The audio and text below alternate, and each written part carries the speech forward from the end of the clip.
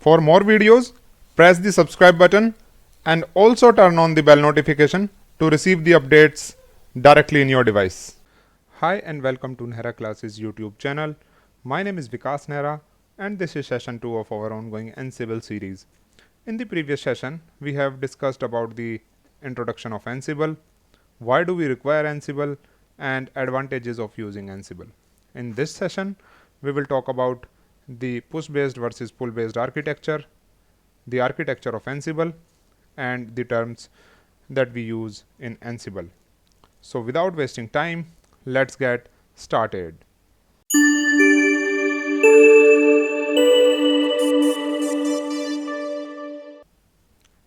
Let's start the session with the first topic, which is the push-based versus pull-based. Tools like Puppet and Chef are pull-based configuration management tools, whereas Ansible is a push-based configuration management tool. In case of Puppet and Chef, there are agents present.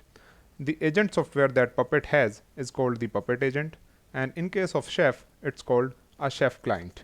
So what this agent actually does is that it keeps on pulling the central server periodically for any kind of configuration information, and whatever it finds any kind of information, it pulls those changes and then gets them affected on your node machines. Whereas in case of Ansible, since there are no agents present, whenever you want to make any changes, you can make those changes directly. You can push those configurations directly whenever you want. There are other pull-based configuration management tools also, like Cobbler and CF Engine. Actually, they are not as popular as Puppet and Chef, so I have not mentioned them here in this slide, but of course if you want you can explore them as well. But if you are thinking of using a pulley based configuration management tool in your project, I would definitely recommend you to use either of these two. Let's see the difference in the architecture of the push based configuration management tool and the pull based configuration management tool. Let's see what we have here in a push based configuration management system. So I have got my version control system here, which manages all the changes in my code base of my application, and I have got my main server here. This is the server where Ansible or your configuration management tool system will be installed, and I have got a bunch of nodes here which are a collection of web servers, application servers, and database servers, and these all are connected to the main server via SSH. Now what happens here is that the main server here constantly pulls the version control system for any changes in the code base. It means that it constantly keeps on checking the status of my VCS at regular intervals of time, and whenever there are any kind of changes, those specifications are sent to the main server here, and then the server decides on how to make configuration changes according to the changes in my code base, and whenever you have written all those new configurations, you can directly push them at once to your client machines. So you have got the full control here on whenever you want to make any changes in the configurations. Now in a pull based system, the relation between the VCS and the central server is the same. It constantly pulls for changes to the VCS for any changes in the code base, and whenever there are changes, it pulls those changes. But the main difference is that you had see from a push based configuration management tool is that it has got an agent present here. Now this agent or client is a software that manages all your nodes. Now what this agent does is that it constantly pulls the central server for any configuration changes. It means that it keeps on checking the central server for any changes in the configuration that needs to be made, and whenever it finds any kind of configuration changes, it pulls those changes and then only it gets affected on the node machines. So at this point you have to wait for the agent to pull those changes, and then only the configuration changes will get affected on your nodes. So you have to be a little dependent on the agent here. And let's suppose the Puppet agent actually pulls the central server every 30 minutes. So you might have to wait for 30 minutes or a little less time in order to see all those configuration changes in your node machines. However, you can also customize the polling time as well. But from the Puppet agent, you can either increase it or decrease it according to your needs. So the main difference between a push-based configuration management tool versus a pull-based configuration management tool is that on pull-based configuration management tool, the role of agents are very important, and such agents are not present on the push-based configuration management tools like Ansible. Now let's discuss about the architecture of Ansible. Ansible architecture is fairly straightforward. Refer to the diagram here.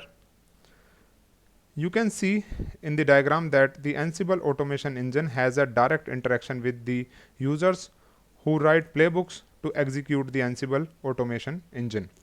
It also interacts with cloud services and configuration management database, which is called as CMDB. The Ansible automation engine consists of inventories, APIs, modules, plugins, networking, hosts, playbooks, CMDB, and cloud. Now, what is the meaning of each one? First, we will talk about the inventories. Ansible inventories are list of hosts or nodes along with their IP addresses, servers, databases, etc., which needs to be managed through the server. Ansible then takes action via a transport SSH for Unix, Linux, or networking devices, and WinRM for Windows systems. API in Ansible are used as the transport for cloud services, public or private. Modules are executed directly on remote hosts through playbooks. The modules can control system resources like services, packages, or files, or execute system commands. Modules do it by acting on system files, installing packages, or making API calls to the service network. There are over 450 Ansible provided modules that automate nearly every part of your environment. For example, cloud modules like CloudFormation, which creates or deletes an AWS Cloud Formation stack. Database modules like MSSQL_DB, which removes MySQL database from remote hosts. Now we will talk about the plugins here in the architecture. Plugins allow to execute Ansible tasks as a job build step. Plugins are piece of code that augment Ansible's core functionality. Ansible ships with a number of handy plugins, and you can easily write your own. For example, action plugins are front ends to modules and can execute tasks on controller before calling the modules themselves.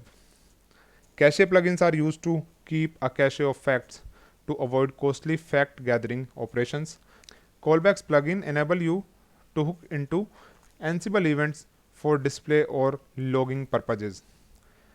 There are a few more components in Ansible architecture like networking, hosts, playbooks, and CMDB. First, we will talk about networking. Ansible can also be used to automate different networks. Ansible uses the same simple, powerful, and the agentless automation framework IT operations and development are already using. It uses a data model, a playbook or role that is separate from Ansible automation engine that easily spans different network hardware. The hosts in the Ansible architecture are just node systems which are getting automated by Ansible. It can be any kind of machine like Windows, Linux, Red Hat, Ubuntu, etc. Playbooks are simple files written in YAML format which describes the tasks to be executed by Ansible. Playbooks can declare configurations, but they can also orchestrate the steps of any manual ordered process. Even if it contains jump statements. They can launch tasks synchronously or asynchronously. CMDB. It is a repository that acts as a data warehouse for IT installations. It holds data relation to a collection of IT assets, commonly referred to as configuration items, as well as to describe relationships between such assets. Cloud. It is a network of remote servers hosted on internet to store, manage and process data rather than a local server. You can launch your resources and instances on cloud and connect to your servers. There are many more terms that we use in Ansible. Some of them we are going to discuss here. The first term is the controller machine. The machine where Ansible is installed, responsible for running the provisioning on servers you are managing. The next term is inventory. An initialization file that contains information about the servers you are managing. Next is playbook. Playbook is the entry point for Ansible provisioning, where the automation is defined through tasks using YAML format. The next term is task. A block that defines a single procedure to be executed is called the task. For example, install a package. The next term is the module. A module typically abstracts a system task like dealing with packages or creating and changing files. Ansible has a multi-code of built-in modules. You can also create custom ones as per the requirement. The next one is the role. A predefined way of organizing playbooks and other files in order to facilitate sharing and reusing portions of a provisioning. The next one is the play. A provisioning executed from start to finish is called a play. In simple words, execution of a playbook is called a play. The next term is the facts. Global variables containing information about the system like network interfaces or operating systems is called the facts. The next term is handlers. Handlers are used to trigger service status changes like restarting or stopping a service. Ansible is a helpful tool that allows you to create groups of machines, describe how these machines should be configured or what actions should be taken on them. Ansible issues all commands from a central location to perform these tasks. So we must know the meaning of each and every term here. So guys, that's it from my side for this session. In the next session, we will learn the working of Ansible. So I hope you will find this video useful for you. If you like it, then do share it with your friends and colleagues and give a like to this video. And if you are new on this channel, then please subscribe us and turn on the bell notification. I will see you in the next one. Till then, bye bye. Jai Hind, Vande Matram.